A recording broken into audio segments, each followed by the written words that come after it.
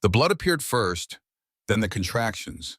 Then Derek's phone rang with her name on the screen. Amber, I'm Carolyn Mitchell, and this is the story of how I lost everything in a single night and gained something far more valuable. Picture this. You're 8 months pregnant, bleeding, rushed to emergency surgery, and your billionaire husband, he's choosing his mistress over your dying baby. That was my rock bottom. But here's what the headlines didn't tell you. Here's what went viral for all the wrong reasons. My father, a Fortune 500 CEO, gave Derek Harrison exactly 24 hours. 24 hours to watch his empire crumble, his stocks crash, his secrets exposed, his freedom gone. They said I was vindictive. They said I was cold. They said a lot of things. But 7 years later, I'm standing here as a CEO myself. My daughter is thriving. And Derek? He's serving 35 years in federal prison. This isn't a revenge story. This is a survival story. This is about the 7 layers of healing I walked through. The village I built, the power I discovered when I stopped being his victim and became my own hero. Stay with me, because what happened in that hospital room, what my father orchestrated in those 24 hours, and what I built from the ashes, it's going to change how you see betrayal, motherhood, and second chances forever. This is my story. Every word is true, and it starts with blood on a bathroom floor and ends with something I never expected. Hope. Let's begin. The blood appeared first, then the contractions. Then Derek's phone rang.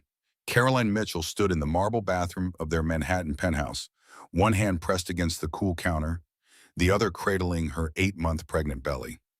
The cramping had started 20 minutes ago. She'd ignored it. Braxton Hicks, probably. False labor. Nothing to worry about. But then she'd seen the blood. Not a lot. Just enough to turn the toilet water pink. Just enough to make her heart stop. Derek! Her voice echoed through the penthouse.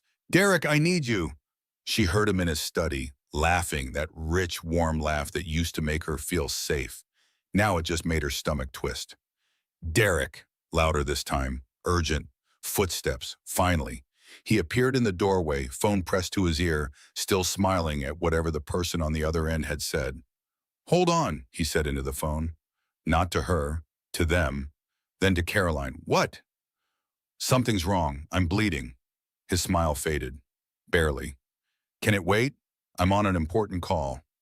Caroline stared at her husband, at this man she'd married 6 years ago, at this stranger in a $15,000 suit. I'm 8 months pregnant and bleeding. No, Derek, it can't wait.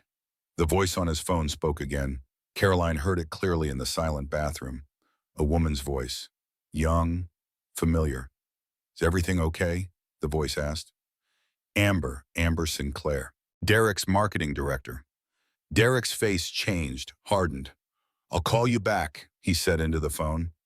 Then to Caroline, his voice flat. You're always so dramatic.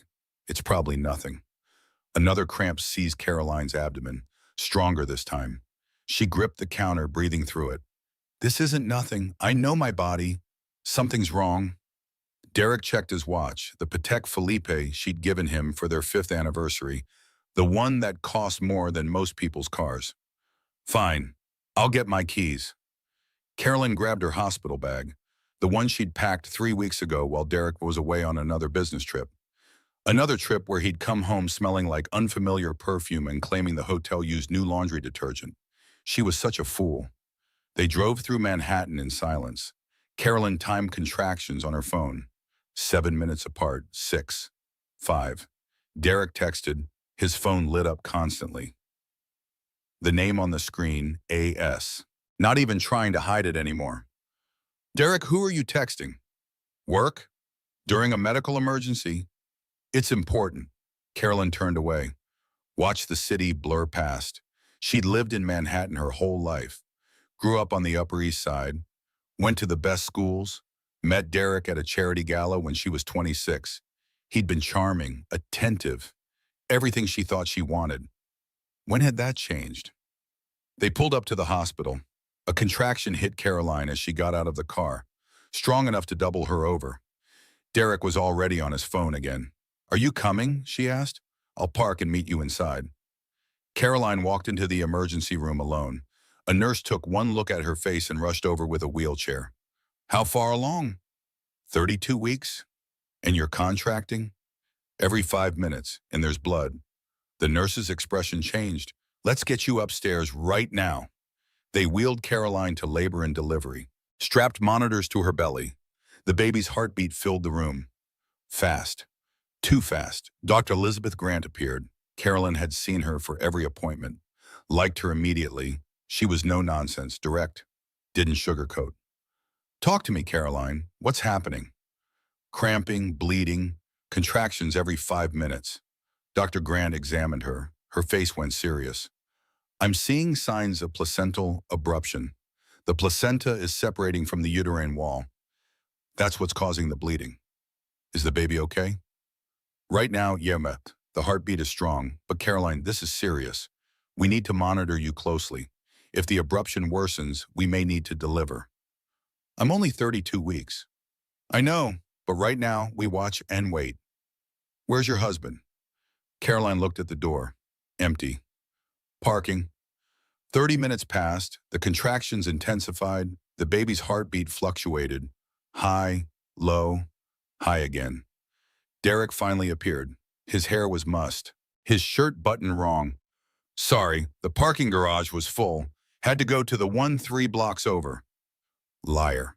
Caroline could smell perfume on him. Sweet, floral. Not hers. Dr. Grant updated Derek on the situation. He nodded, as checked his phone, nodded again. His phone rang. He looked at it, looked at Caroline, looked at the phone again. I need to take this. Derek, it's important. Work emergency. He stepped into the hallway. Through the window, Caroline watched him pace, watched him smile, watched him run his hand through his hair the way he always did when he was flirting. She'd seen him do it 1,000 times. In the beginning, he'd done it with her. Dr. Grant squeezed her hand. Are you okay? No, the doctor's eyes were kind, understanding. Where did your husband go? I don't know anymore. Derek came back 20 minutes later. I have to go. Emergency board meeting. The investors are freaking out about the quarterly numbers. Derek, I'm having a medical emergency. You're fine. The doctor said to monitor the situation. You don't need me sitting here staring at monitors. Our baby might come early. If that happens, call me. I'll come right back. He kissed her forehead, mechanical, distant, like kissing a stranger. I'll check in later. Caroline watched him leave. Watched him pull out his phone before he even reached the elevator. Watched the doors close. She picked up her own phone. Her hands shook. She pulled up her contacts. Found the name she needed. Natalie Brooks, her best friend since college. The one person who would tell her the truth. Nat, I need you to find out if Derek is having an affair. Natalie was quiet for a moment, then, I'll make some calls. Where are you? Mount Sinai, labor and delivery. I'm on my way. Carolyn set down her phone, closed her eyes, counted the seconds between contractions, between heartbeats, between the moment her life was normal and the moment everything changed. She knew, deep down she'd known for months, maybe longer. But knowing and accepting were different things. Another contraction, stronger. The monitors beeped frantically. Nurses rushed in. Dr. Grant appeared. Caroline, the baby's in distress. We need to do an emergency C-section. Now. I need to call to check.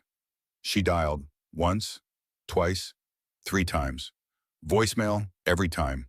She texted, emergency C-section, need you here. A response came immediately. In meeting, can't talk. Then another text. 3 seconds later, Caroline saw it pop up. Watched the words appear. Almost done here. Meet you at our place in 20. Wear that thing I bought you. Wrong recipient. The text was meant for Amber. Caroline's water broke. Not the fluid, something deeper. Something inside her that had been holding everything together. A nurse took her phone. We need to prep you for surgery. Is there someone else we can call? Yes.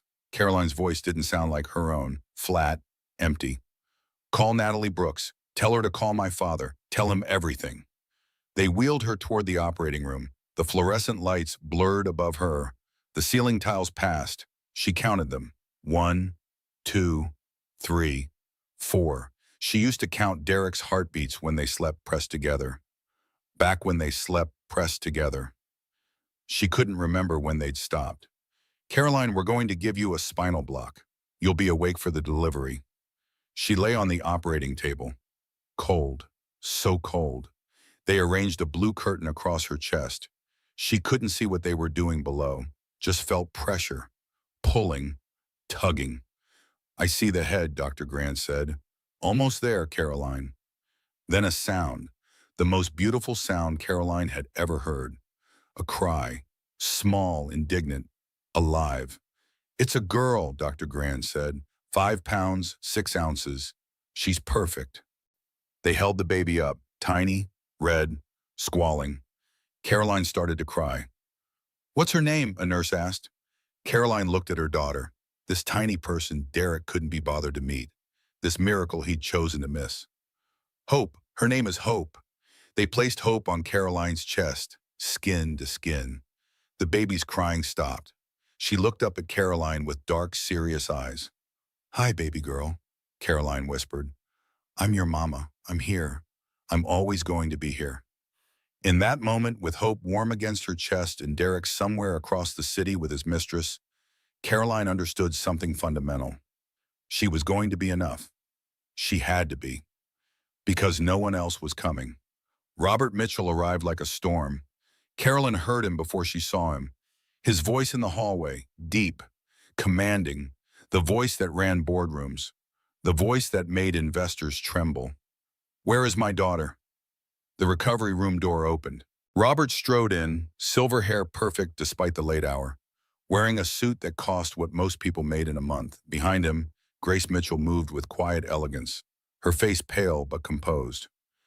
Daddy, the word came out broken. Caroline hadn't called him that since she was 10 years old. Robert's face crumpled. He crossed the room in 3 strides, pulled Caroline into his arms as carefully as if she were made of glass. I'm here now, sweetheart. Everything's going to be all right. But it wasn't all right. Nothing was all right. Grace went straight to the bassinet, looked down at Hope sleeping peacefully. Oh, Caroline, she's beautiful. Where is he? Robert asked. His voice could have cut steel. I don't know. He left during the emergency, said he had a board meeting. At 11 o'clock at night? He's lying, Daddy, about everything, the meetings, the business trips, all of it. Robert pulled out his phone. I'm going to make some calls. No, not yet. I need to feed her first. A nurse helped Caroline with breastfeeding. Hope latched immediately, natural, easy, as if she'd been doing it forever. Grace sat beside them. She didn't speak, just held Caroline's free hand. Sometimes silence was the greatest gift. When Hope finished eating, milk-drunk and sleepy, Grace took her. Let me hold my granddaughter while you rest. But Caroline couldn't rest. Her mind raced. 6 years of marriage. Had any of it been real? Robert stepped into the hallway. Caroline heard fragments of his conversation. James, I need everything. Bank accounts, business dealings, personal communications, everything Derek Harrison has touched in the last 5 years. By morning. James Crawford, Robert's lead attorney, the man who'd never lost a case. I don't care what it costs. I want to know what my son-in-law has been hiding. Grace hummed softly to Hope, an old lullaby, the same one she'd sung to Caroline as a baby. How did you know? Caroline asked. About Derek? I didn't, but I had my suspicions. Why didn't you say anything? Would you have believed me? You were so in love with him. Carolyn thought about that, about the early days with Derek, the whirlwind romance, the fairy tale wedding. She'd been 26. He'd been 32. Successful, charismatic, everything she thought she wanted. I was in love with who I thought he was. Most of us are, darling. At 2 in the morning, Derek finally appeared. His hair was disheveled. His shirt was still buttoned wrong. He smelled like perfume and wine. He didn't even try to hide it. Sorry I'm late. That meeting ran forever. Carolyn stared at him, really looked at him. When had he become a stranger? You missed it. You missed her birth. Well, I'm here now. He glanced at Hope in Grace's arms. She's cute, very red. All newborns are red, Derek. He shifted his weight, pulled out his phone, checked it, put it away, pulled it out again. Look, I should tell you something. Let me guess. You're in love with Amber Sinclair. You want a divorce. You've been planning this for months. Derek's face went pale. Actually pale. How did you? I'm not stupid. I've just been choosing not to see it. Robert appeared in the doorway. He was a big man, 6'3", broad shoulders. Right now, he looked 10 feet tall. Derek, we need to talk. Robert, I didn't know you were here. Where else would I be? My daughter just had emergency surgery and my granddaughter was born 2 months early. Where were you? Derek's eyes darted, looking for escape routes. Board meeting, crisis with investors. Funny, I called Marcus Webb 20 minutes ago, your business partner. He said there was no board meeting, said he hasn't heard from you in 3 days. The room went silent. Even Hope seemed to sense the tension. She made a small sound in her sleep. Derek's face hardened. Fine, you want the truth? Yes, I'm seeing Amber. We're in love. This marriage has been over for years. Get out, Carolyn said. Her voice was calm, steady. She surprised herself. Caroline, let's be adults about this. Get out before I call security, before my father does something we'll all regret. Robert took a step forward. Derek took a step back. You should go, Robert said quietly. Now, while you still can. Derek looked at Caroline one more time, at Hope, at the life he was walking away from. We'll talk when you're less emotional. He leaned over the bassinet, probably for show. Probably so the nurses would think he was a good father. Welcome to the world, kiddo. Then he left. His cologne lingered. Caroline used to love that cologne, so now it made her nauseous. She picked up her phone. 3 missed calls from her father.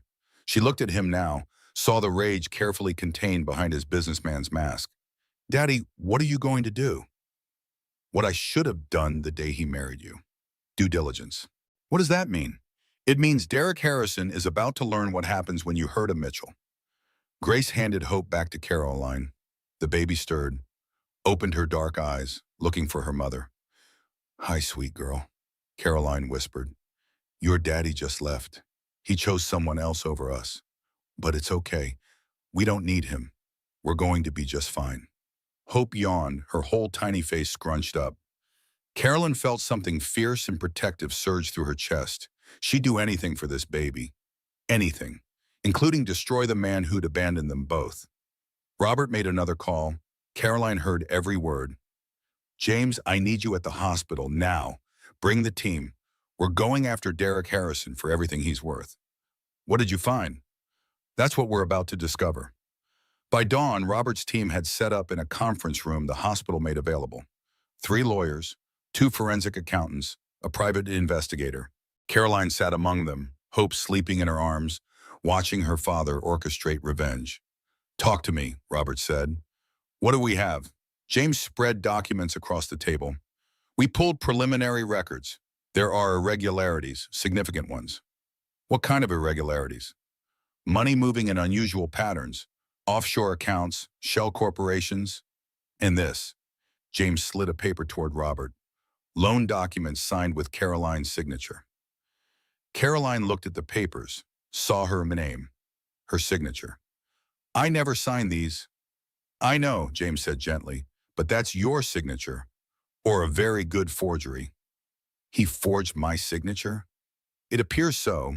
He used your trust fund as collateral for business loans, $12 million worth. The number didn't register. It was too big, too impossible. He stole from me?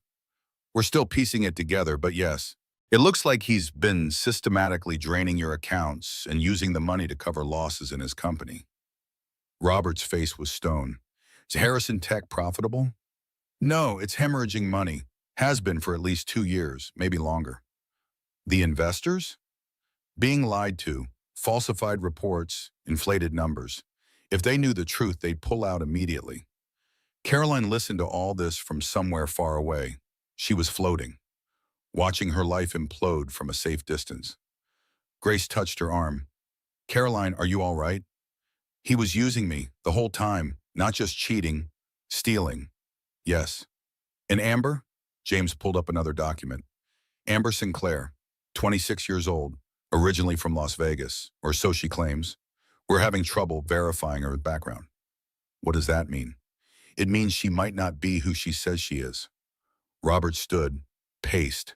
Carolyn had seen him like this before, right before he destroyed a competitor, right before he closed a deal that would cost someone their company.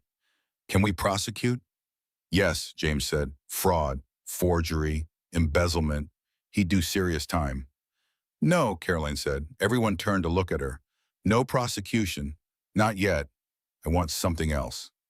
What do you want, sweetheart? Caroline looked down at Hope, at this innocent baby who didn't ask for any of this, who deserved better than a father in prison, who deserved better than Derek at all.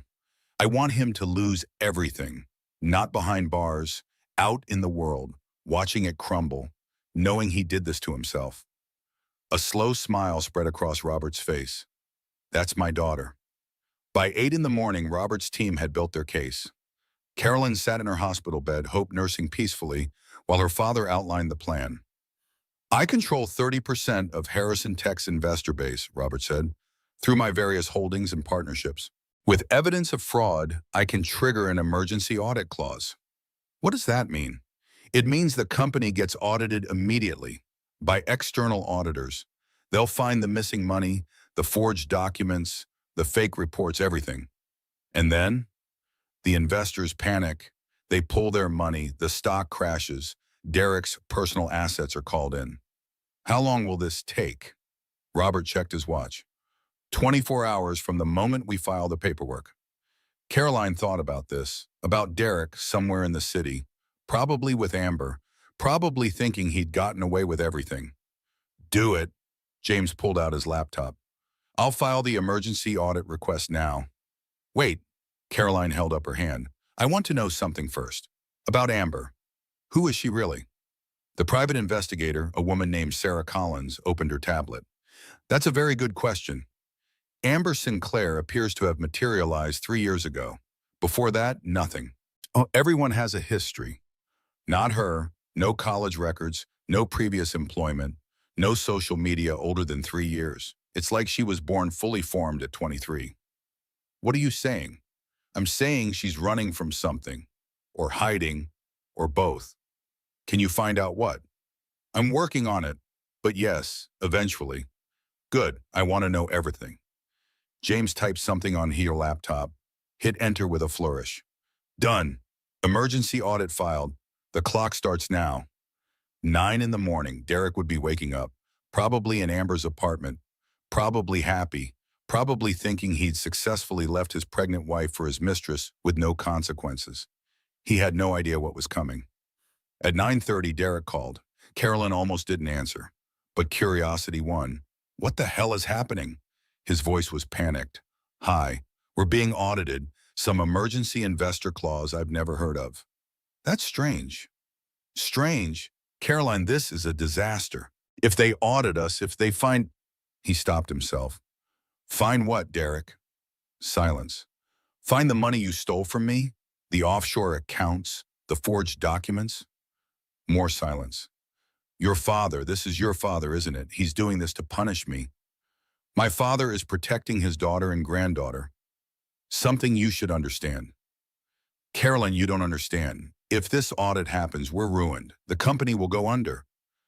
The investors will sue. I could go to prison. Yes, you could. Please, call it off. We can work this out.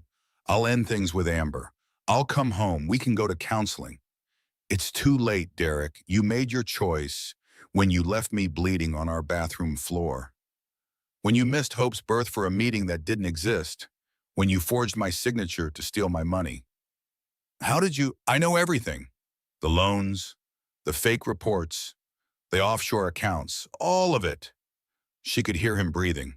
Fast, shallow, panicking. This is a mistake. A huge mistake. You're going to regret this. The only thing I regret is wasting 6 years on you. Caroline hung up. Her hands were shaking, not from fear, from power, from finally taking control. Grace appeared with coffee, real coffee, not the hospital version. How do you feel? Terrified, exhilarated, like I'm about to watch a building collapse. Good. Natalie arrived at 10. She took one look at Caroline and started crying. I'm so sorry. I should have told you sooner. I suspected months ago, but I didn't have proof. It's okay. You're here now. No, it's not okay. You were pregnant and going through this alone, and I failed you.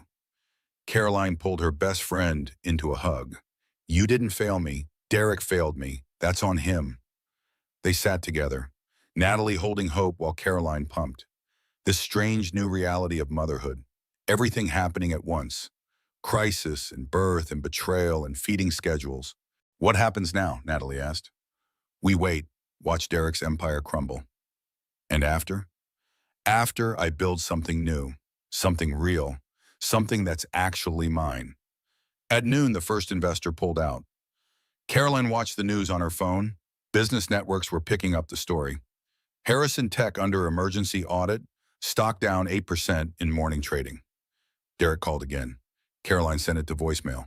He texted, please, I'm begging you, call your father off. She didn't respond. Another text.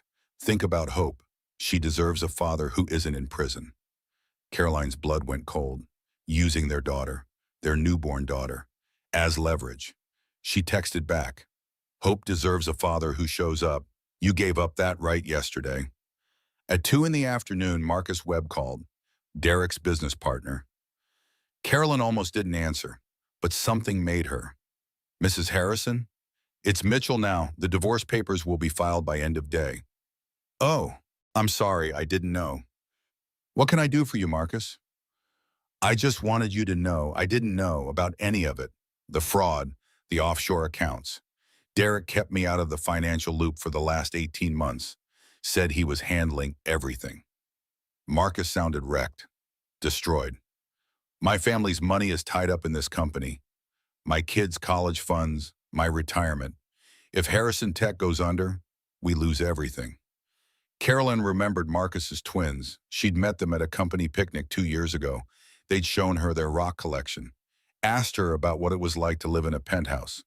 How much do you have invested? $3 million. Everything I had. I'll talk to my father. See if there's a way to protect your investment. You would do that? After everything? You didn't steal from me, Marcus. Derek did. You're a victim here, too. After she hung up, Robert raised an eyebrow. You want to protect Marcus Webb? He's innocent. His family shouldn't suffer for Derek's crimes. You have a good heart, Caroline. Or I'm a fool. No, you're choosing not to become what Derek is. That takes strength. By 5 in the evening, a second major investor had pulled out. The stock was down 20%. Business news channels were running constant coverage. Harrison Tech in free fall after emergency audit reveals accounting irregularities. Carolyn turned off her phone. She didn't need to watch this play by play. The outcome was inevitable. Hope woke up crying, not sick, just newborn crying, tired, overwhelmed. Carolyn understood completely. She walked the hospital corridors with Hope in a carrier against her chest. One of the night nurses, an older woman with kind eyes, fell into step beside her. They didn't talk, just walked. The fluorescent lights hummed. Somewhere another baby cried, another new mother tried to soothe. Finally, the nurse spoke. My daughter's father left when she was born.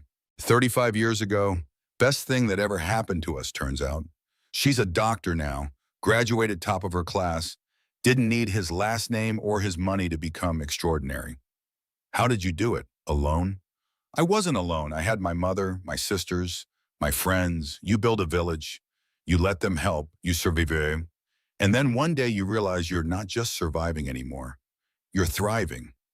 The nurse squeezed Carolyn's shoulder and walked away. Caroline stood in the hallway, hope warm against her chest, and let herself believe it, that they'd be okay, that they'd be more than okay. At midnight, Derek posted on social media a photo from 2 years ago, him and Caroline on vacation in St. Lucia, both smiling, both lying. The caption, families go through tough times. Caroline and I are working through some challenges, but our love is stronger than any obstacle. Baby Hope is beautiful. Hashtag family first, stronger together. Natalie sent a screenshot. 3 angry face emojis. He's trying to control the narrative. Carolyn stared at the photo. She remembered that vacation. Derek on his phone constantly, her convincing herself it was work, her smiling for photos while her marriage died in real time. She typed a response, deleted it, typed again, deleted again. Finally, sometimes challenges reveal truth. My daughter and I are beginning a beautiful new chapter. Single mom, new beginnings. She posted a photo of Hope's tiny hand wrapped around her finger. The internet exploded. Think pieces, hot takes, Team Caroline, Team Derek, strangers dissecting her marriage, her life, her pain. Caroline turned off her phone and fed her daughter. Outside, the city glowed. Somewhere out there, Derek was panicking. His world was ending. His empire was crumbling. And Caroline? She was beginning. Hour 1, 10 in the morning. The audit team arrived at Harrison Tech headquarters in Midtown. 5 people in dark suits carrying briefcases and laptops. They looked like executioners. Carolyn watched from her hospital bed through updates from Natalie, who had a friend in the building. They just walked into Derek's office. He tried to smile, tried to charm them. It's not working. Good. Security is escorting them to the server room now. They're getting everything, emails, financial records, all of it. Robert sat in the corner working on his own laptop, making calls, orchestrating. This was what he did best: build empires, destroy them. Grace had taken Hope for a walk around the maternity ward, giving Caroline space to watch Derek's world end. Hour 3, noon. The stock had dropped another 8%. Investors were calling emergency meetings. Employees were updating their resumes. Derek called Caroline 18 times in 20 minutes. She blocked his number. He called from Amber's phone. Caroline answered out of curiosity. Please, please, Caroline. You're destroying everything I built. Everything you stole, you mean? It was temporary. I was going to pay it all back. The offshore accounts were just for tax purposes. Stop lying. Even now, you're still lying. I've seen the evidence, Derek. The forensic accountants have traced every dollar. You weren't planning to pay anything back. You were planning to run. In the background, she heard Amber. Just tell her the truth. Tell her everything. So Amber knew, had known, had probably helped plan it. The truth? Caroline's laugh was sharp. The truth is you're a fraud, in business and in life. And now everyone's going to know it. She hung up, checked on Hope, sleeping peacefully in Grace's arms, oblivious to the chaos. Hour 6, 3 in the afternoon. Another major investor pulled out, a pension fund representing thousands of teachers and firefighters. Their statement was scathing. We trusted Derek Harrison with our members' retirement savings. That trust was betrayed. We are withdrawing all investments immediately and pursuing legal action. The stock dropped another 12%. Employees began leaving the building with boxes. Security was escorting people out. Victoria Harrison called, Derek's mother, the woman who'd spent 6 years making Caroline feel inadequate, making her feel like she wasn't good enough for the Harrison name. You're destroying him. No, Victoria, he destroyed himself. He made a mistake. Men make mistakes. You're supposed to forgive. Move forward. That's what wives do. He left me bleeding while our baby was in distress. He forged my signature. He stole millions from me. Those aren't mistakes. Those are crimes. You're being vindictive, cold. No wonder he looked elsewhere for warmth. The words should have hurt. A year ago, they would have destroyed Caroline. But now? Tell Derek I'll see him in court for custody, child support, and fraud charges if he makes this difficult. You wouldn't dare. Watch me. Carolyn hung up, realized she was shaking, not from fear, from rage. Years of rage at Victoria's subtle jabs, her constant criticism, her disappointment that Caroline worked instead of just being a corporate wife. You okay? Grace asked softly. I'm done being made to feel small. By Derek, by Victoria, by anyone. Good.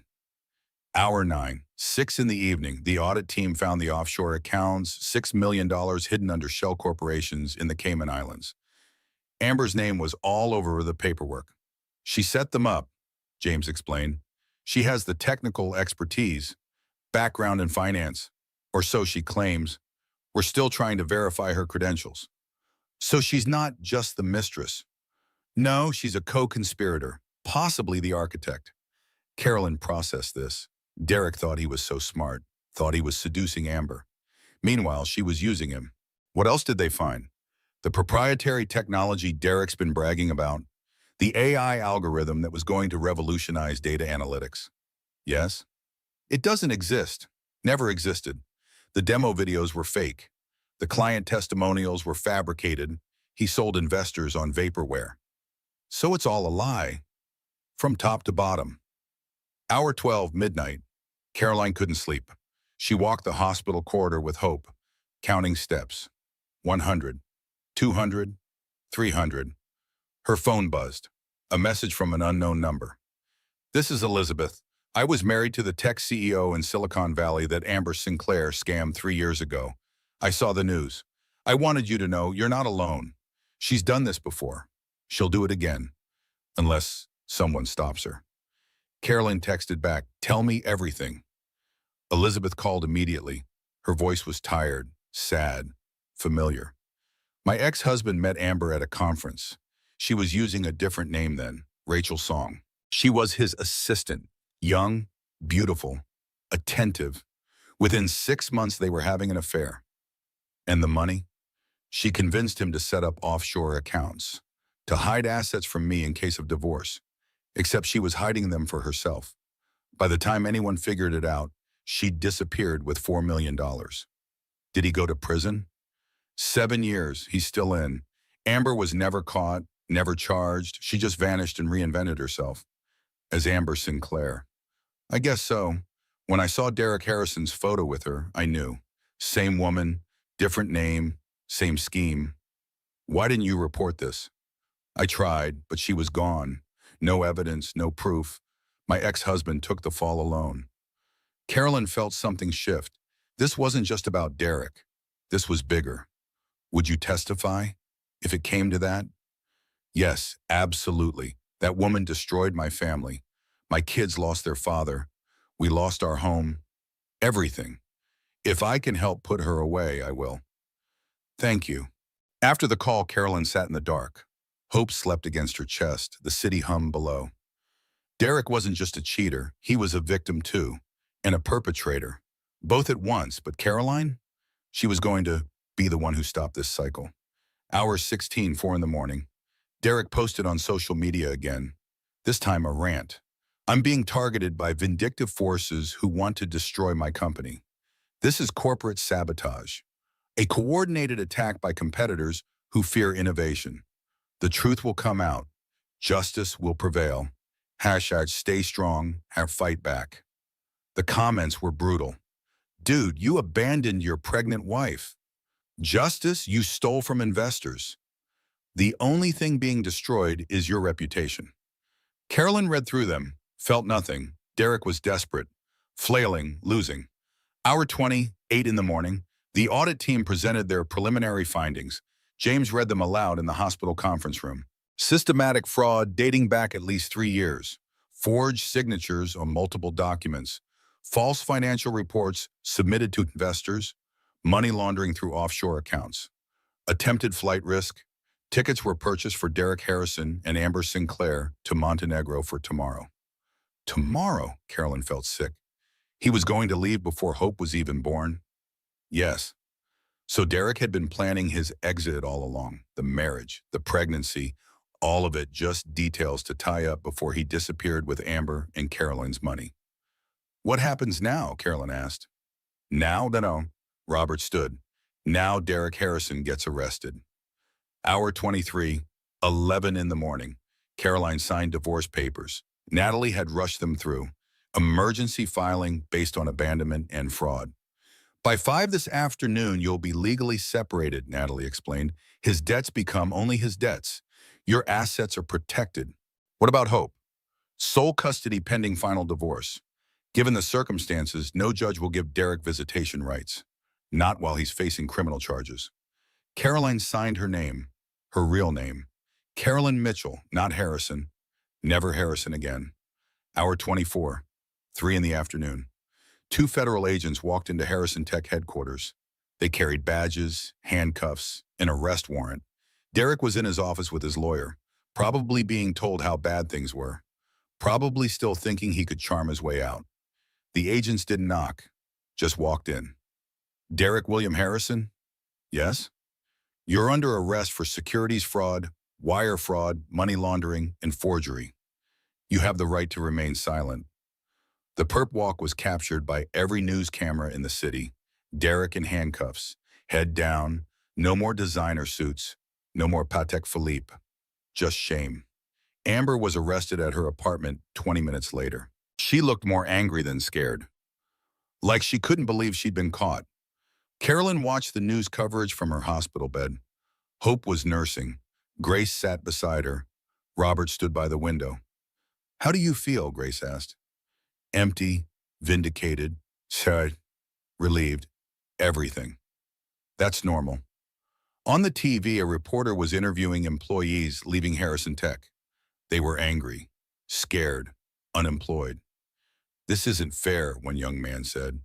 "We worked hard. We believed in the company. Derek Harrison lied to all of us." Carolyn felt a pang of guilt. These people lost their jobs because of her father's actions, because of her. "Don't," Robert said, reading her face. "Don't take responsibility for Derek's choices. He destroyed those jobs. Not you, not me, him."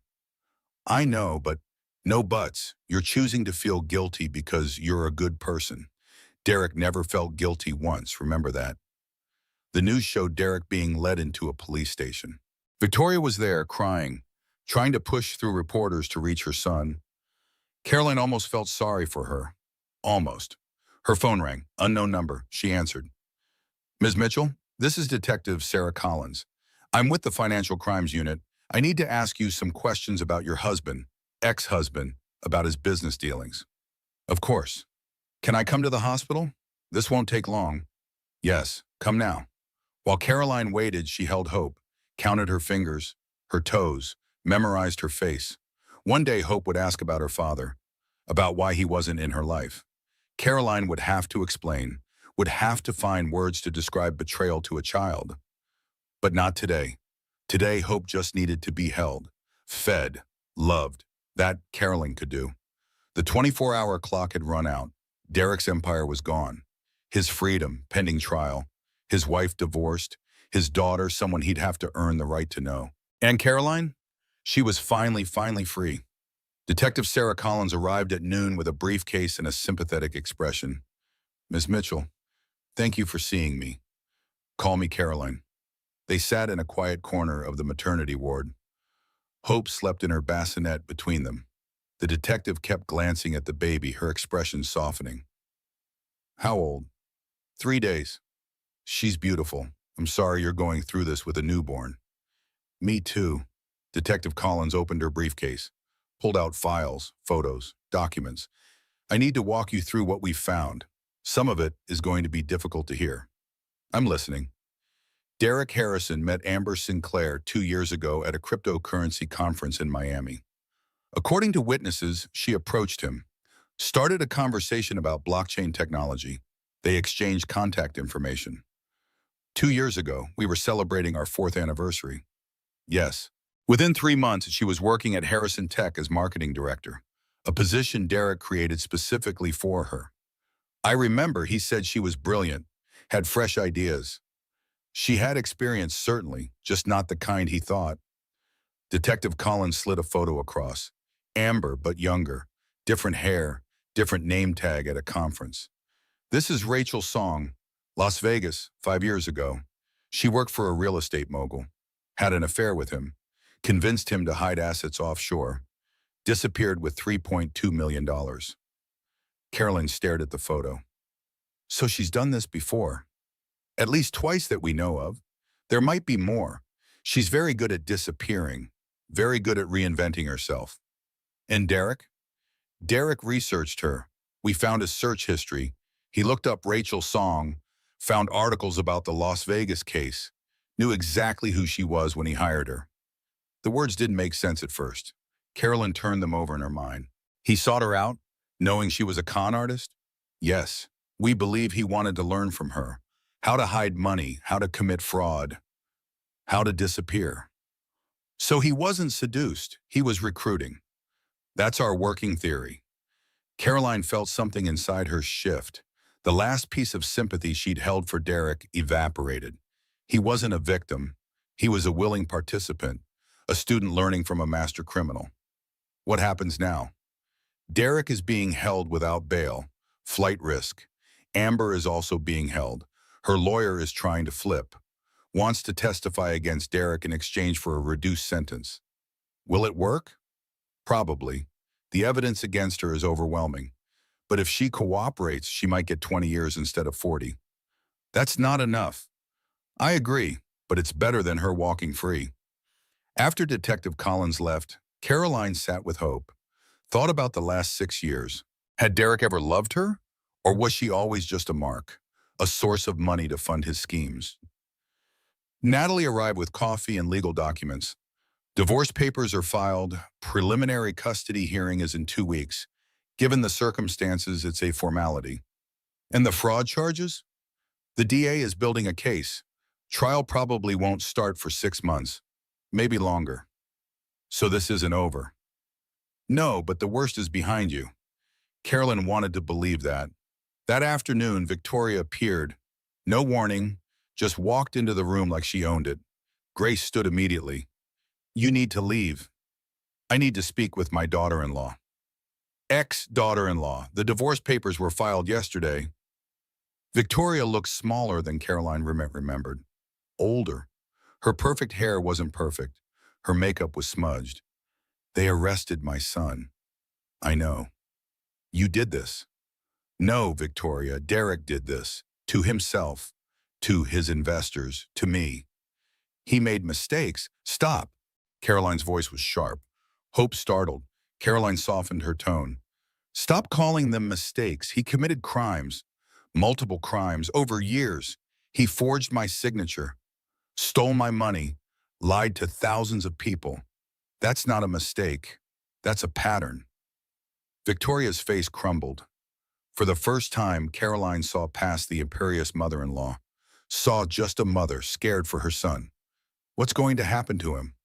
I don't know. That's up to the courts now. You could help him. Drop the charges. Tell them it was a misunderstanding. It wasn't a misunderstanding. Please, Victoria's voice broke. He's my son, and Hope is my daughter. What kind of mother would I be if I taught her that men can steal and lie and abandon their families without consequences? Victoria looked at Hope in the bassinet. May I hold her? My granddaughter. Every instinct told Caroline to refuse, to protect Hope from this woman who'd made her feel inadequate for 6 years. But she saw Victoria's hands shaking, saw genuine longing. 5 minutes. Victoria held Hope with surprising gentleness. Tears streamed down her face, destroying her mascara. I'm sorry, she whispered. I'm sorry for how I treated you. You tried to be a good wife, a good daughter-in-law, and I made it impossible. Because I knew, deep down, I knew Derek was like his father. Entitled, unfaithful. But I pretended, because that's what I learned to do. It was the most honest thing Victoria had ever said. He can still be a father to Hope, if he wants, if he gets himself together. After prison. After prison, 40 years from now. He made his choices. Victoria handed Hope back. You're stronger than I ever was. Stronger than I gave you credit for. Don't make my mistakes, Carolyn. Don't teach Hope to accept less than she deserves. After Victoria left, Grace squeezed Caroline's shoulder. That was generous. She's Hope's grandmother. That doesn't change. You're a better person than most. That evening, Caroline's phone buzzed. A blocked number. She answered cautiously. Carolyn Mitchell? Yes. This is Marcus Webb's wife, Susan. We met at the company picnic 2 years ago. I remember. Your twins collected rocks. They still do. They ask about you, about when they'll see you again. Susan's voice caught. I wanted to thank you for what your father did. Marcus didn't lose everything. We didn't lose our home because you intervened. Marcus is a good man. He didn't deserve to go down with Derek. Most people wouldn't have cared, wouldn't have thought twice. But you did. In the middle of your own crisis, you thought about someone else's family. I just did what was right. No, you did something extraordinary, and I'll never forget it. If you ever need anything, anything at all, call me. After they hung up, Caroline felt something she hadn't expected. Peace. Small and fragile, but there. She'd made enemies. Victoria, Derek, Amber. But she'd also made friends. Susan, Elizabeth from California. Women who understood, who'd survived their own betrayals. Maybe that was the village the nurse had talked about. Not just family, but survivors, warriors, women who'd walked through fire and came out stronger. At midnight, Caroline woke to Hope crying. Not a normal cry, a different sound. Panicked, painful. "What's wrong, baby girl? What hurts?" She called for the nurse. Dr. Grant appeared within minutes. "She's been crying for 20 minutes. Won't latch, won't settle." Dr. Grant examined Hope. Colic, very common, utterly miserable for everyone involved. "How long does it last?" "Could be weeks, could be months." "I'm sorry." For the next 3 hours, Caroline walked, bounced, shushed, sang. Nothing helped. Hope screamed. Caroline cried with her.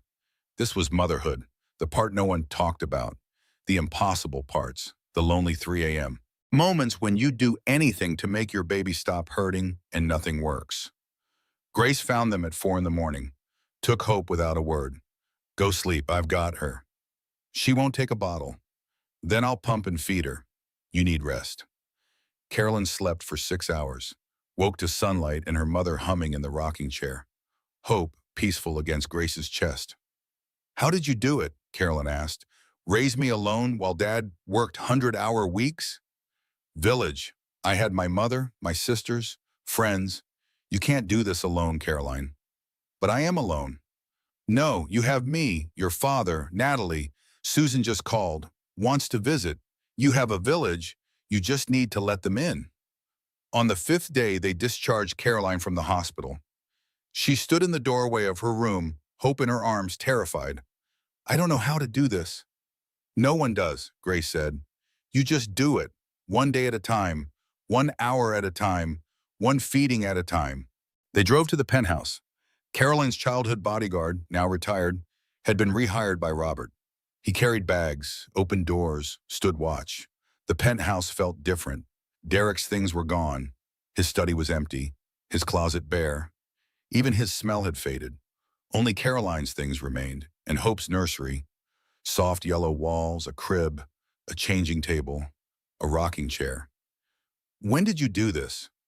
"While you were in surgery," Robert said. "Had a crew come in. They were very efficient." Caroline walked through the apartment. Her home. Not theirs anymore.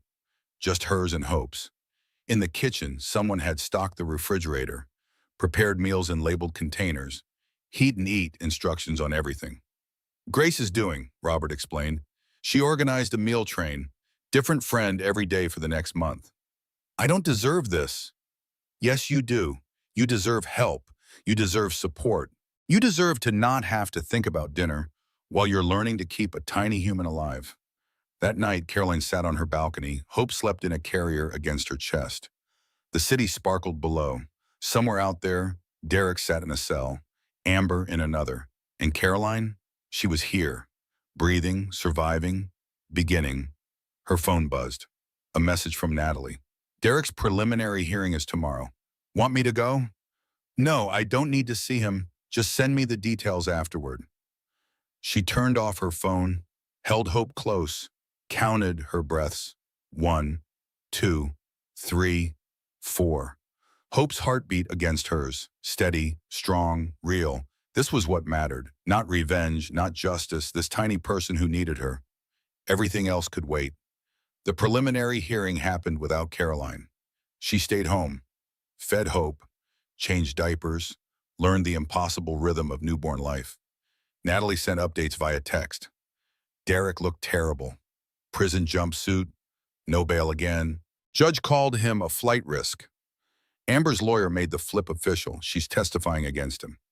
Prosecution presented search history. Derek Googled hiding assets from wife 6 months before he met Amber. Judge called it premeditated. This isn't looking good for him. Carolyn read the text while nursing Hope, felt nothing, no satisfaction, no vindication, just exhaustion. Are you okay? Grace asked. I don't know what I am. Hope was 2 weeks old when the colic started in earnest. Every evening from 5 to 8, 3 hours of inconsolable screaming.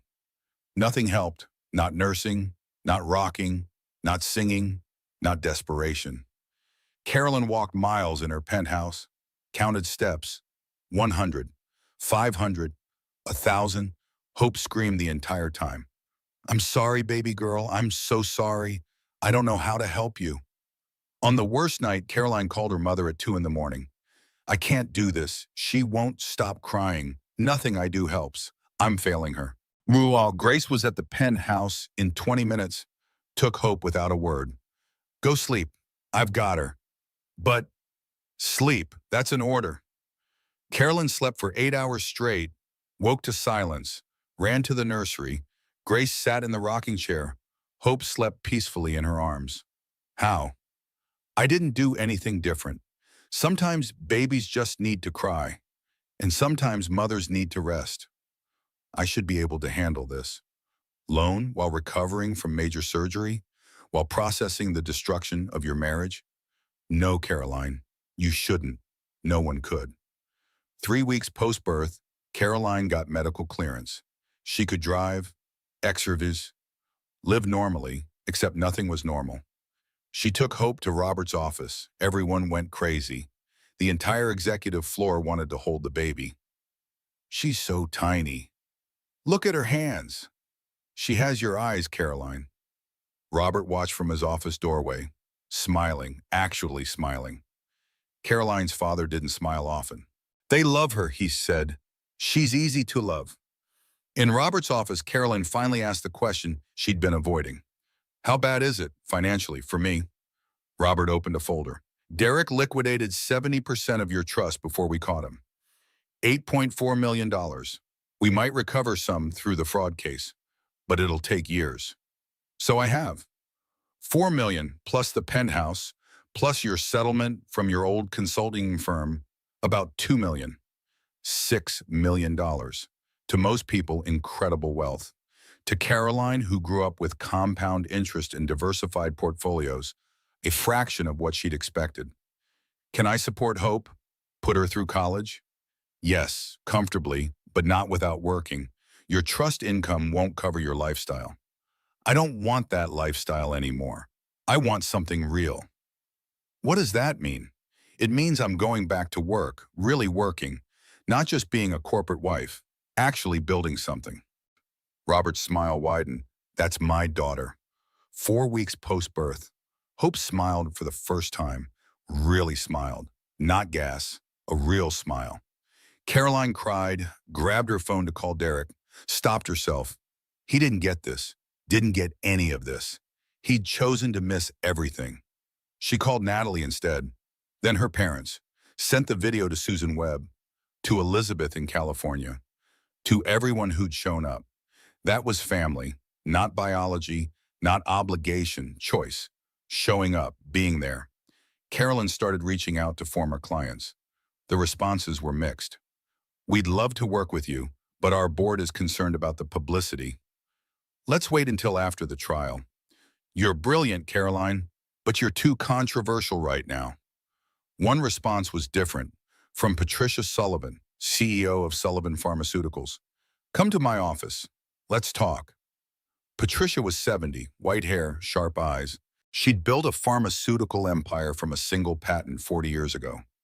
I read about what happened to you, not to Derek. I don't care about Derek. Thank you. How's the baby? Perfect. Challenging. Worth everything. They usually are. I had 3 while building this company. Everyone said I was crazy. Prove them wrong. Patricia leaned forward. You're being punished for his crimes. That's garbage. I need a consultant for a product launch. 2 months.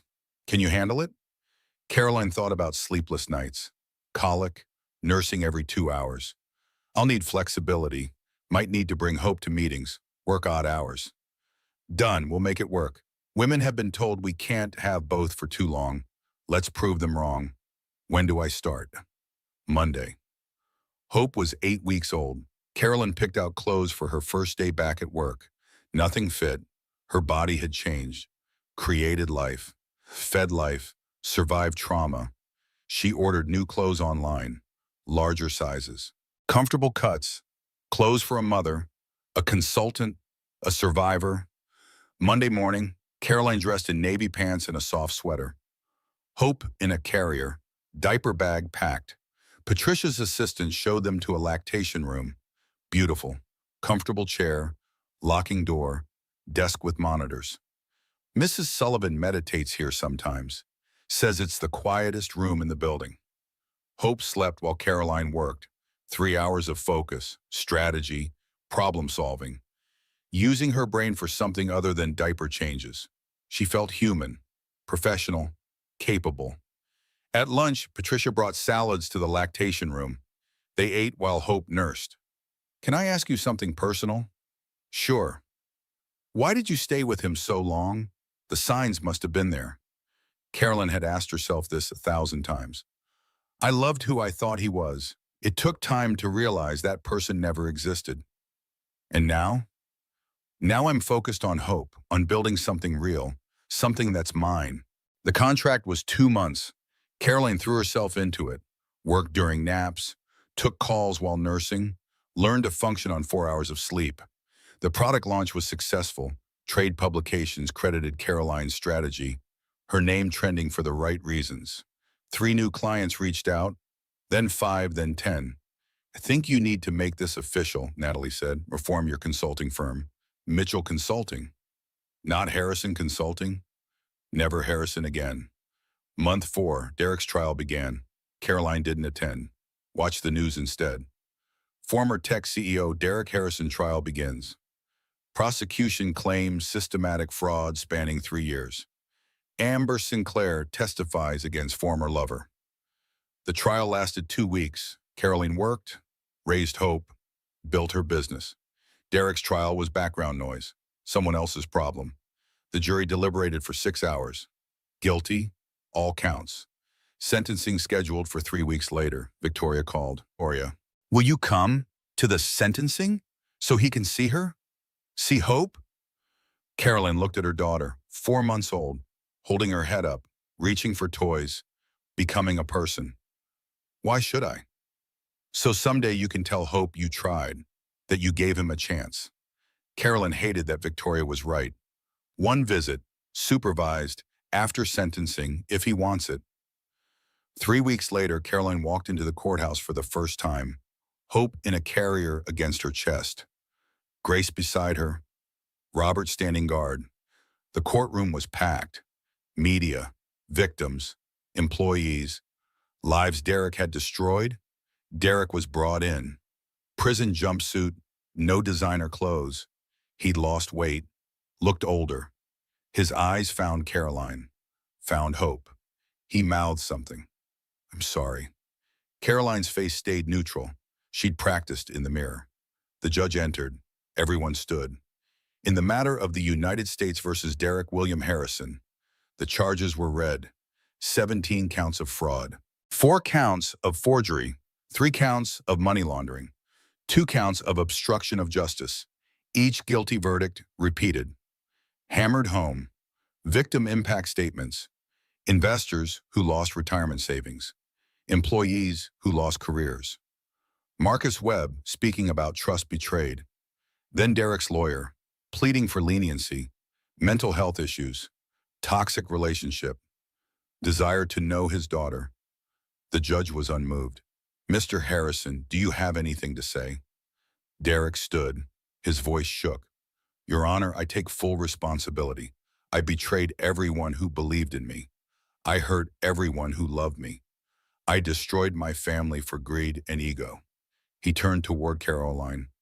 Most of all, I hurt my wife, ex-wife, and my daughter, who I've never held. I don't expect forgiveness, but I hope someday Hope will know I'm sorry. The judge spoke. Mr. Harrison, you orchestrated sophisticated fraud, showed no remorse until caught, attempted to flee, stole from your pregnant wife, 35 years, federal prison, possibility of parole in 20 with good behavior. The courtroom erupted. Derek's face crumbled. Victoria sobbed. Caroline stood, walked out, didn't look back. In a private room, she nursed hope. Your father got 35 years. You won't remember him. You'll only know the story I tell you. And I promise to tell the truth.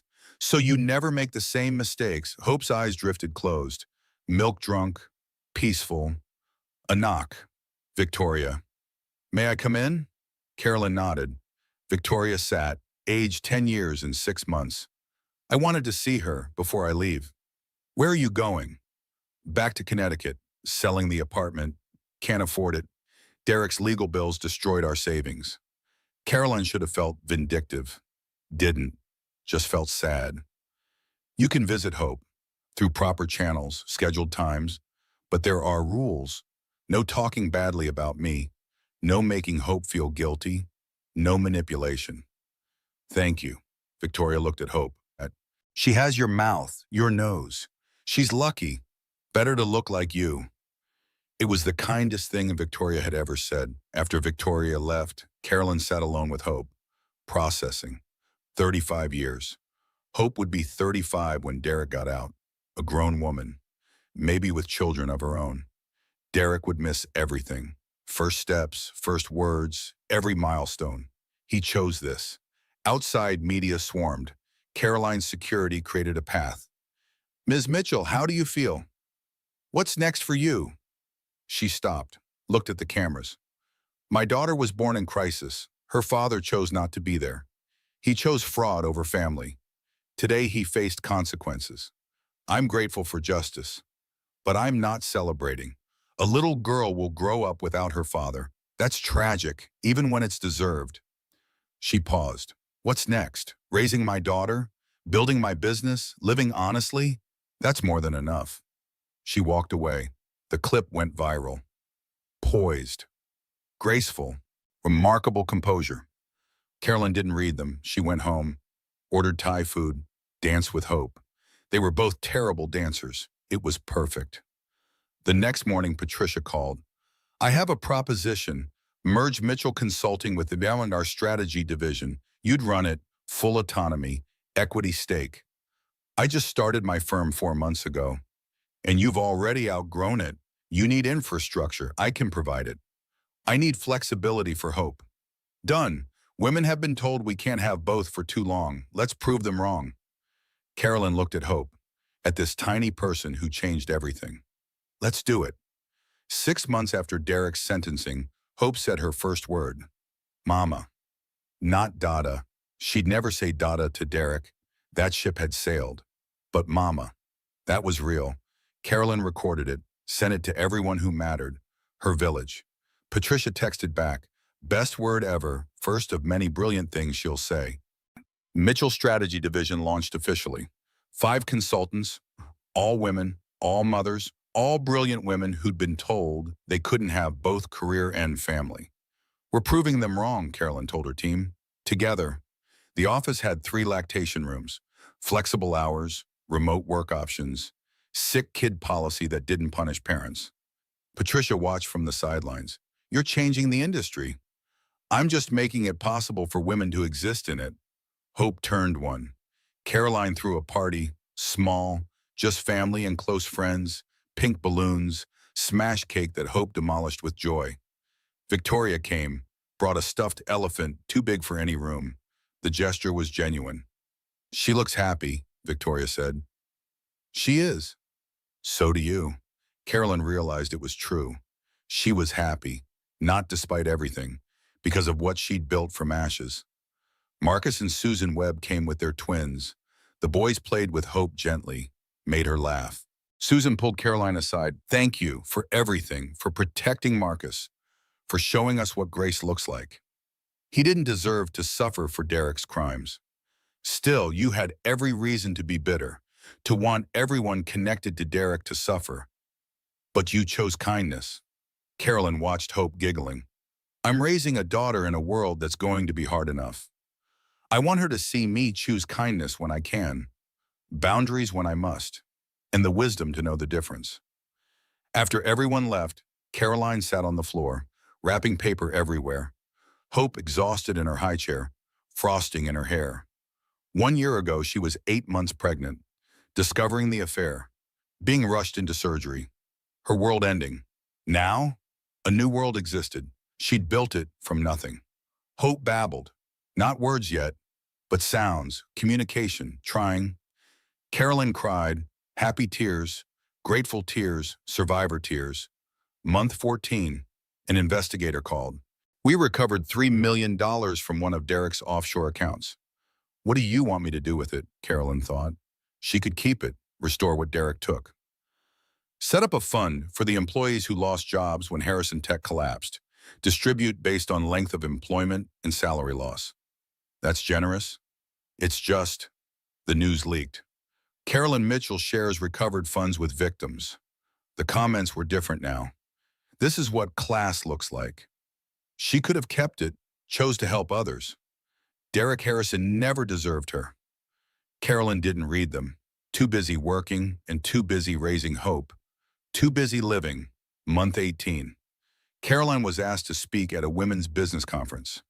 Rebuilding after betrayal. She almost said no, didn't want to be defined by Derek forever. But she thought about the women who might be sitting in marriages like hers, seeing red flags, ignoring them. She accepted. The auditorium was packed. 2,000 women. Caroline took the stage with Hope in a carrier. Hope was teething, cranky. Caroline nursed her while speaking. 18 months ago, my husband left me bleeding while I was in labor. He chose his mistress over our baby. He stole millions. From me, from investors, from everyone who trusted him. The room was silent. Today, I run a successful firm. I have a healthy daughter. I've rebuilt my life. And I did it by choosing 3 things every day: honesty, boundaries, and community. She talked about exposing Derek's fraud rather than hiding it, divorcing immediately, accepting help. We're told to be strong, to do it alone. That's garbage. Strength is asking for help. Strength is building a village and letting them carry you when you can't walk. Standing ovation. 2,000 women on their feet. Afterward, dozens approached, told their stories: abusive marriages, financial fraud, betrayal, survival. One woman, maybe 70, grabbed Caroline's hand. My husband left me after 40 years. For his secretary, cleaned out our accounts. This was 1985. I had 3 kids. No career. Everyone told me to take him back. I didn't. I built a life. What would you tell your younger self? That you're stronger than you know. That choosing yourself isn't selfish. That the life you build from ruins will be more beautiful than anything built on lies. Caroline thought about this for weeks. It became her mantra. 20 months after Derek's arrest, Caroline met someone. She wasn't looking, wasn't ready. But life doesn't wait for ready. His name was Michael Bennett. He was a client, founder of a sustainable technology company. Brilliant, passionate about environmental issues. In a meeting Hope interrupted via video call, Caroline's nanny was sick. "Mama, look!" Hope held up a drawing. "It's you!" Michael smiled. "Seems like we have a guest." "I apologize." "Don't apologize. She's adorable." "What's her name?" "Hope." "Perfect name." He waved at the screen. "Hi, Hope. I like your drawing." The meeting continued. Professional. But something had shifted. A week later, Michael sent a package to the office. For Hope, a children's book about marine conservation. Beautiful. Carolyn texted thanks. Michael responded, "My sister has kids. I know toddlers love books. Hope you don't mind." Not at all. 3 months passed, professional relationship only. But Caroline noticed things. The way Michael talked about his grandmother who raised him. The way he volunteered teaching kids to code. The way he treated his employees with genuine respect. After a successful project, Michael asked, "Would you want coffee sometime? Not work, just coffee?" Carolyn's instinct was no. She wasn't ready. Her life was complicated. But she remembered the woman at the conference. The life built from ruins. Yes, coffee sounds nice. She picked out an outfit, caught herself overthinking, laughed. It had been 3 years since she'd cared about impressing someone. She texted Natalie, "Is it weird that I'm nervous about coffee?" It's human. Go. Have fun. If it's terrible, you never have to see him again. If it's good, you deserve that too. Coffee became dinner. Dinner became a weekend at the Botanical Gardens with Hope. Michael was patient, let Hope set the pace, didn't try to be her father, just a kind presence. Tell me about Hope's dad, Michael asked one afternoon. Caroline had practiced this. He made terrible choices. He hurt people, including me. He's serving time, but Hope is the best thing that came from that relationship. Everything he wasn't. Do you ever see him? No, he signed away his rights. In his broken way, that was the kindest thing he could do. Michael nodded, didn't push. My dad left when I was 5, just walked out. My grandmother raised me. She was 70 and took in a kindergartner. Taught me everything. She died 3 years ago. I miss her every day. That's why you're so patient with Hope. Maybe I just see how hard you're working. I admire that. Carolyn felt something unfamiliar. Trust beginning. Tentative, possible. 6 months of dating, intentional. Michael met her parents. Robert grilled him. Grace observed with sharp eyes. He's good, Grace said later. Or he's an excellent actor. I did a background check, Carolyn admitted. Full investigation. After Derek, I'm not taking chances. Smart girl. What did you find? He's exactly who he says he is. No hidden accounts, no secret family, no criminal record. Just a guy who built a company, volunteers on weekends, and pays his taxes. Sounds boring. After Derek, boring sounds perfect. Hope turned 3. The party was at a children's museum. Michael helped with crafts, chased toddlers, present, helpful, kind. Hope drew him a picture. This is Michael. He's tall. I love it. Michael hung it on his refrigerator. Texted Caroline a photo. That night, after Hope was asleep, they sat on Caroline's balcony. Can I ask you something? Michael said. Sure. Are you worried I'm going to be like him? Like Derek? Carolyn considered lying, chose honesty. Sometimes. Yes, I'm terrified of trusting someone and being wrong again. That's fair. Michael took her hand. I can't promise perfection. I'll mess up, say the wrong thing, disappoint you in small ways. But I can promise I'll show up. I'll tell the truth. And I'll never make you doubt your reality. It was the most romantic thing anyone had ever said, because it was real. No grand gestures, just presence, just truth. Sunday morning, Michael made pancakes in Caroline's kitchen. Hope sat on the counter, helping by eating chocolate chips. Caroline watched from the doorway. This wasn't the life she'd imagined with Derek. The society parties, the perfect photos, the penthouse life. Instead, she had this: messy kitchen, chocolate-covered toddler, man who showed up and kept showing up. She thought about the Caroline from 3 years ago, 8 months pregnant, discovering the affair. She wanted to tell that Caroline, you will survive this. You will build something better. You will be happy again.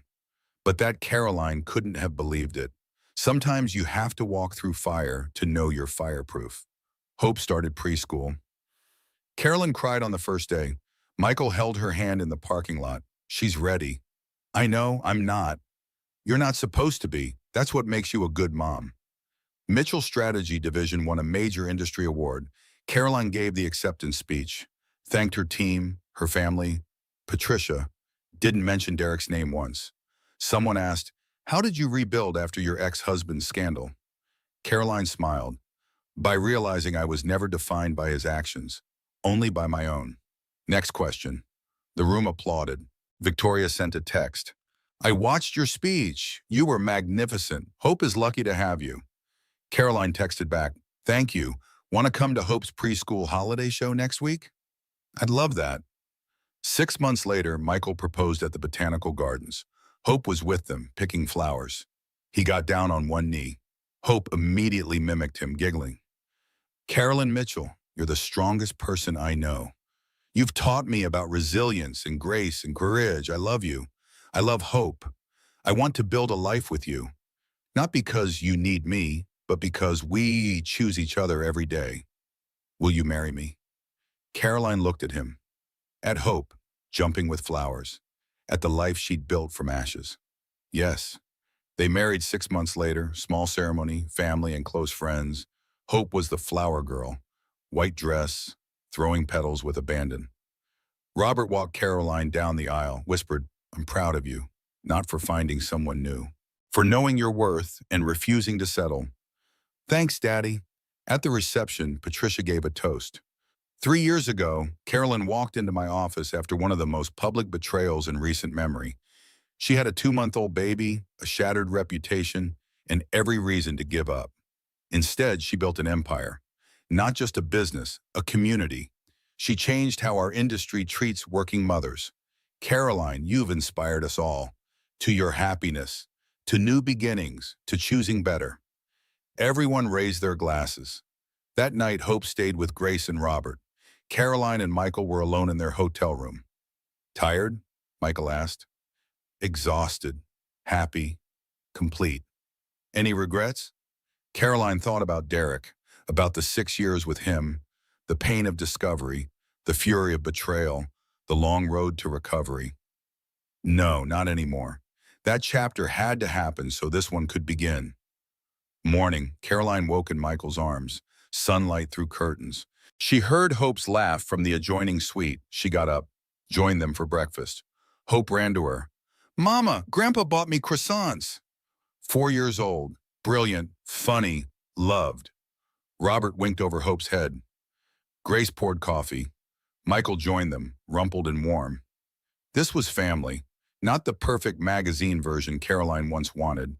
The real, messy, chosen version. The version that shows up. The version that stays. 5 years after Derek left, Caroline dropped Hope off at kindergarten. Her daughter ran toward the classroom without looking back. Confident, happy, secure. Caroline sat in her car, watched through the window. 5 years. It felt like a lifetime. It felt like yesterday. Her phone buzzed. Unknown number. She almost deleted it. Something made her open it. "I saw your story. Wanted you to know. You saved other women. After Amber got caught with your husband, another CEO came forward. Then another. 3 more cases. She's now serving 65 years total. Because you had the courage to expose it all. Thank you." Elizabeth, Caroline sat in her car, crying, not sad tears, profound tears. She wasn't just surviving, she was protecting others. Her choice to fight back, to expose Derek's fraud, to refuse to stay silent, it mattered beyond her own life. She drove to work. Mitchell's strategy division now employed 40 people, all thriving, all choosing both career and family. She passed Derek's old office building, converted to condos. His name scraped off the lobby, his empire erased. She didn't feel triumphant, just free. At a stoplight, she caught her reflection. 37 years old, laugh lines around her eyes, gray hair she didn't bother covering, scars from her C-section she wore like badges. She'd lived a lifetime in 5 years, survived betrayal, built an empire, raised a daughter, found love, became someone she was proud of. The light turned green. Carolyn drove forward, only forward. That evening she received a letter, prison postmark, Derek's handwriting. She almost threw it away, but Hope might have questions someday. She opened it, 5 pages, handwritten. "Dear Caroline, I've been trying to write this for months. Nothing feels adequate. But I've learned something in prison. Nothing I write will ever be enough. I destroyed our marriage before you knew it was broken. I stole from you, lied to you, abandoned you when you needed me most. I left you bleeding while our daughter was in distress because I was too much of a coward to face what I'd done. Amber didn't seduce me. I sought her out. I knew what she was, what she'd done to others. I thought I was smarter. I wasn't thinking about you, about Hope, about anyone except myself. You asked me once if any of it was real. Our marriage, our love. I think about that every day. The answer is complicated. I did love you in whatever broken way I was capable. But I loved money more, status more. The thrill of getting away with something more. I'm not asking for forgiveness. I signed away my parental rights last year. You were right. Biology doesn't make you a father. Hope deserves better than prison visits, better than carrying my name in shame. I'm telling you this because you deserve to know. None of this was your fault. You were an incredible wife. Brilliant, kind, patient beyond what I deserved. The problem was always me, my entitlement, my greed, my cowardice. I hope Hope grows up to be like you, strong and smart and unwilling to settle. I hope you find someone who appreciates what they have, someone who shows up. I won't contact you again. This is closure, the only kind I can give you. Derek Caroline read it 3 times, looking for manipulation, for hidden requests. It wasn't there, just truth, ugly, simple. Truth. She folded the letter, put it in a folder labeled Hope for later. Someday her daughter would ask about her father. This letter would be part of that conversation. Caroline didn't respond, didn't need to. That chapter was closed. That weekend, Caroline took Hope to the park. They sat under a tree watching people pass. A couple walked by, holding hands, laughing. Caroline felt a small pang, not for Derek, for the idea of partnership, of sharing moments. But then Hope grabbed her finger, looked up with those serious eyes. "Mama, can we get ice cream?" "Yes, baby girl, we can get ice cream." They walked to the ice cream truck. Hope chose chocolate, got it all over her face, laughed. "This is the best day ever," Hope announced. Why? "Because I'm with you." Carolyn's heart swelled. This was enough. This was everything. 6 months later, Mitchell Strategies Division announced a major expansion. Offices in 3 new cities, 50 employees, revenue in the tens of millions. Patricia pulled Caroline aside at the celebration. "You did this. You built this." "We built this." "No, I provided resources. You provided vision. There's a difference." Carolyn looked around the room, saw women she'd hired, women who'd been told they had to choose, who were now proving they didn't. "Thank you for taking a chance on me when no one else would." "I didn't take a chance. I made a smart business decision." "You're brilliant, Caroline. You always were. You just needed to remember it." That night, Carolyn sat with Michael on their balcony. The city sparkled below. "What are you thinking?" And he asked. "About 5 years ago, about where I was, about how far I've come. You've built something extraordinary. We've built something extraordinary. You, me, Hope, this life." Michael kissed her forehead. "Want to know a secret?" "Always. I knew I loved you the first time I saw you with Hope. You were on that video call, hair a mess, no makeup, exhausted, and you looked at her like she hung the moon. I thought, that's the kind of person I want in my life. Someone who loves that fiercely." Caroline started to cry. Happy tears, grateful tears. "I love you," she said. "I love you too." Inside, Hope called out, "Mama, can you read me a story?" "Be right there, baby girl." Carolyn went inside, tucked Hope into bed, read her favorite book about a brave little girl who climbed mountains. "Mama?" "Yes, sweetie. When I grow up, I want to be like you." "Why not?" "Because you're brave and strong and you make the best pancakes." Carolyn laughed, kissed Hope's forehead. "You can be anything you want, baby girl. Anything at all." "Can I be a mama?" "If you want, but you can be other things too. A doctor, an astronaut, a teacher, anything." "Can I be all of them?" "Yes, you can be all of them. Don't let anyone tell you different." After Hope fell asleep, Caroline stood in the doorway, watched her daughter breathe, counted heartbeats. This was what mattered, this tiny person who changed everything, who made Caroline fight, who made her rebuild, who made her remember who she was. Not Derek's wife, not a victim, not a scandal. Caroline Mitchell, CEO, mother, survivor, warrior. She was enough. They were enough. They were everything. 7 years after Derek left, Caroline stood on a stage in front of 5,000 women. The Women in Business Summit. She was the keynote speaker. Hope, now 7, sat in the front row with Grace and Robert, wearing a little dress, looking so grown up. 7 years ago, Caroline began, my life imploded. My husband left me bleeding while I was in labor. He stole millions, committed fraud, destroyed lives. I stood in a hospital room with my newborn daughter, wondering how I'd survive, let alone thrive. The auditorium was silent. Today, I run a firm with 80 employees across 5 cities. My daughter is healthy and happy. I'm remarried to a man who shows up every single day. I've rebuilt my life, and I want to tell you exactly how I did it.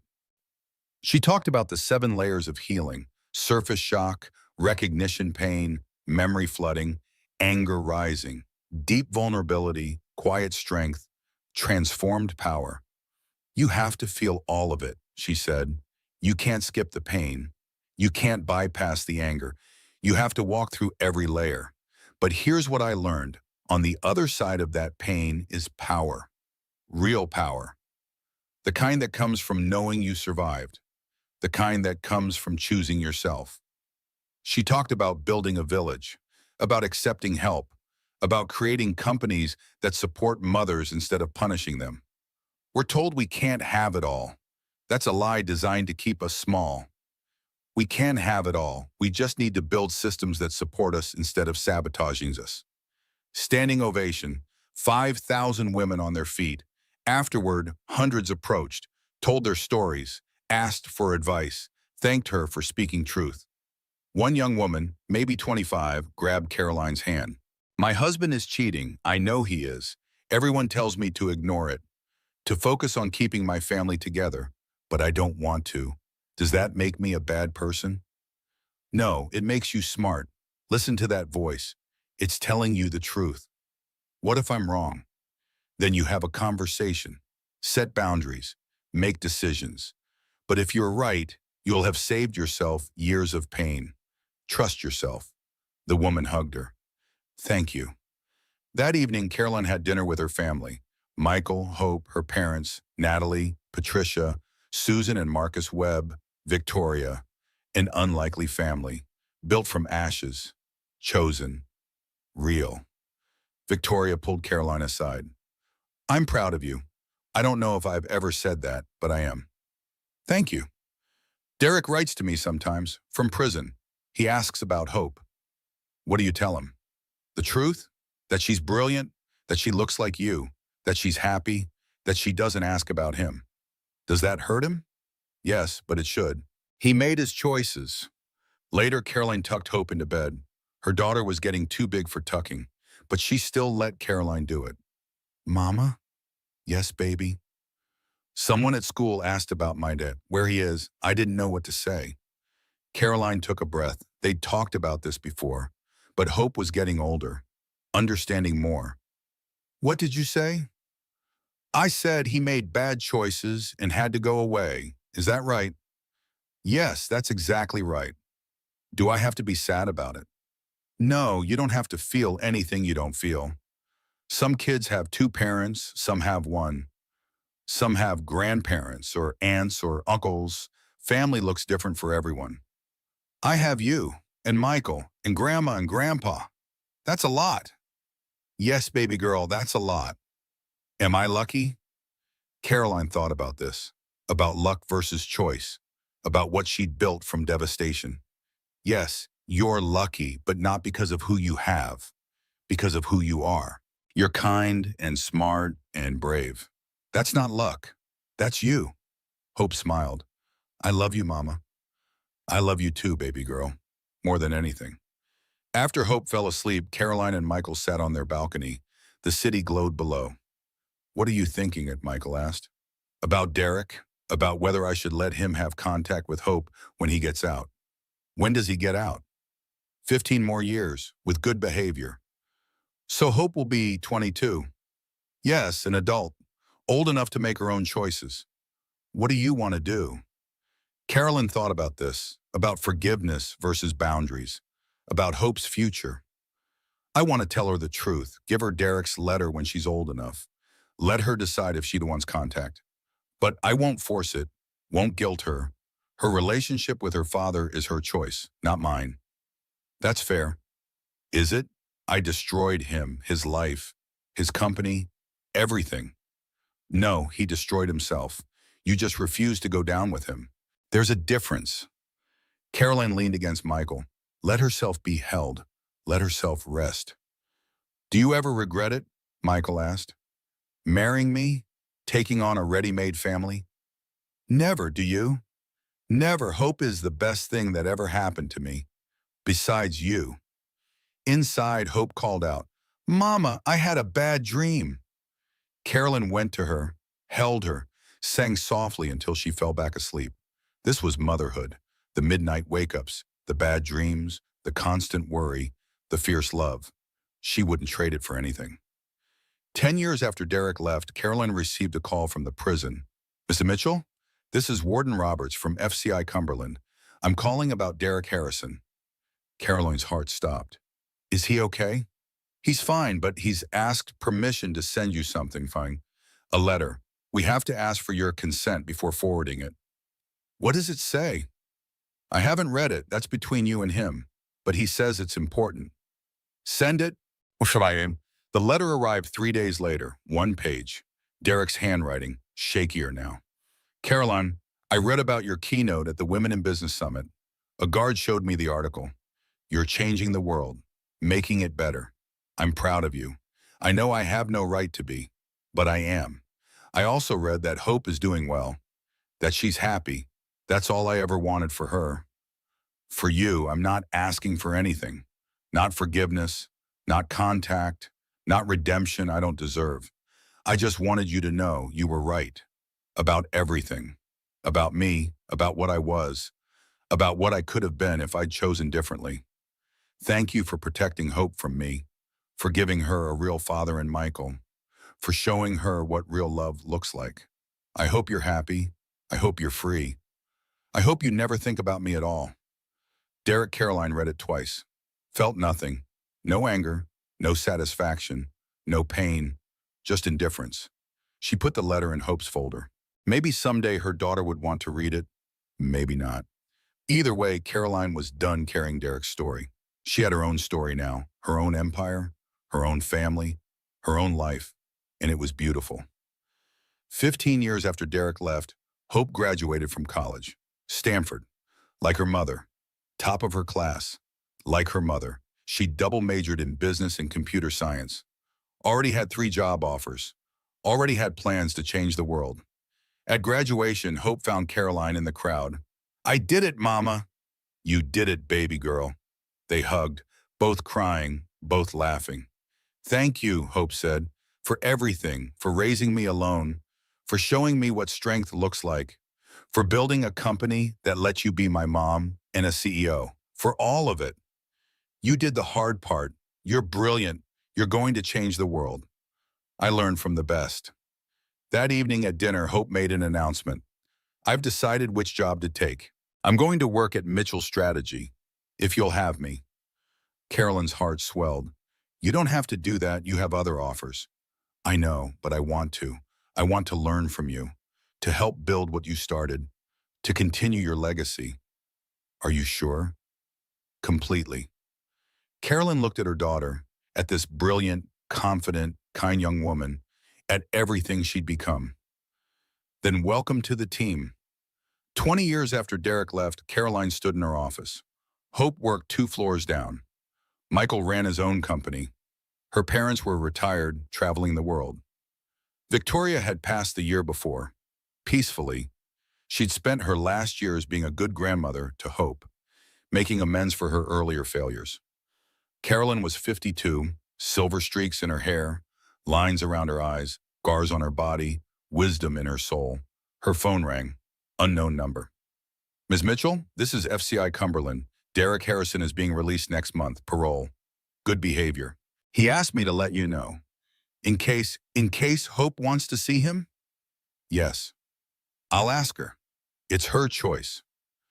That evening, Caroline told Hope, your father is being released from prison next month. Hope looked up from her laptop. 22 years old, brilliant, strong, Caroline's daughter in every way that mattered. Do you want to see him? Carolyn asked. Hope thought about this. I don't know, maybe? I'm curious, I guess, but I don't need him. Does that make sense? Perfect sense. Well, what do you think I should do? Whatever feels right to you. I'll support either choice. Hope nodded. Can I think about it? Of course. I said, 2 weeks later, Hope decided, I want to meet him. Once, just to see, to close that chapter. They arranged a meeting, supervised, in a neutral location. Derek arrived looking older, gray hair, thin, worn down by prison. He saw Hope and started to cry. You look just like your mother. Thank you. They sat across from each other. Caroline waited outside. This was Hope's moment, not hers. 30 minutes later, Hope emerged. Calm, composed. How was it? Sad, he apologized. I told him I appreciated that, but I didn't need it. That I have a good life, a good family, that I turned out okay despite him, not because of him. How did he take that? He said he was glad, that he was proud. I told him he didn't get to be proud, that he gave up that right 22 years ago.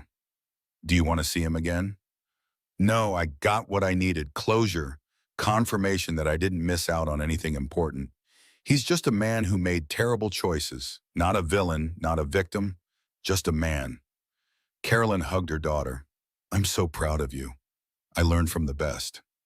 That night, Caroline sat on her balcony, the city she'd grown up in, the city where she'd been betrayed, where she'd rebuilt, where she'd thrived. Michael found her there. You okay? Yeah, just thinking. About?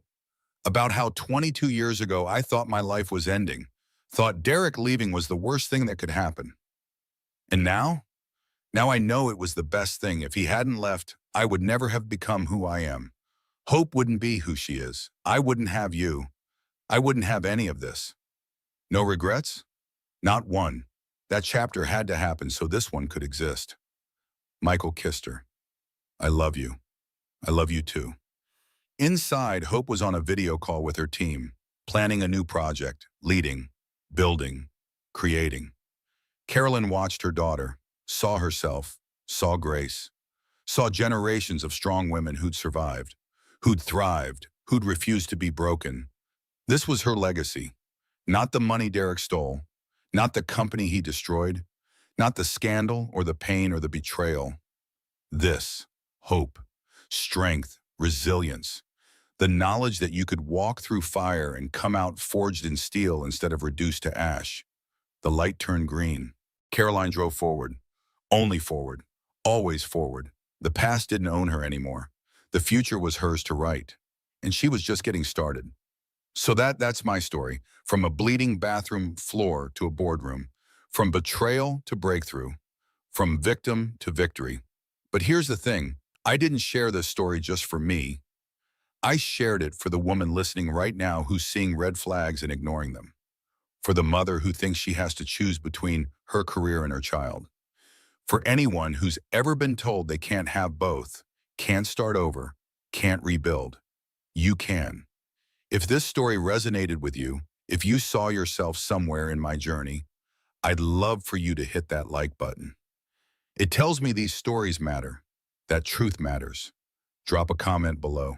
Tell me, what's the bravest choice you've ever made? What would you tell the version of yourself from 5 years ago? I read every single comment, and your stories inspire me just as much as I hope mine inspired you. Share this with someone who needs to hear it. We all know that woman, the one who's staying too long, accepting too little, believing she's not strong enough to leave. Send her this story. It might be the permission she needs to choose herself. And if you haven't subscribed yet, hit that subscribe button and turn on notifications. Because I share stories like this every week. Real stories. Raw stories. Stories about women who walked through fire and came out forged in steel, not reduced to ash. Your story isn't over. Mine wasn't. And sometimes the chapters we think are endings, they're just the beginning of something better. I'm Caroline Mitchell. Thank you for listening. Thank you for being here. Thank you for being part of my village. Now go build yours. I'll see you in the next story.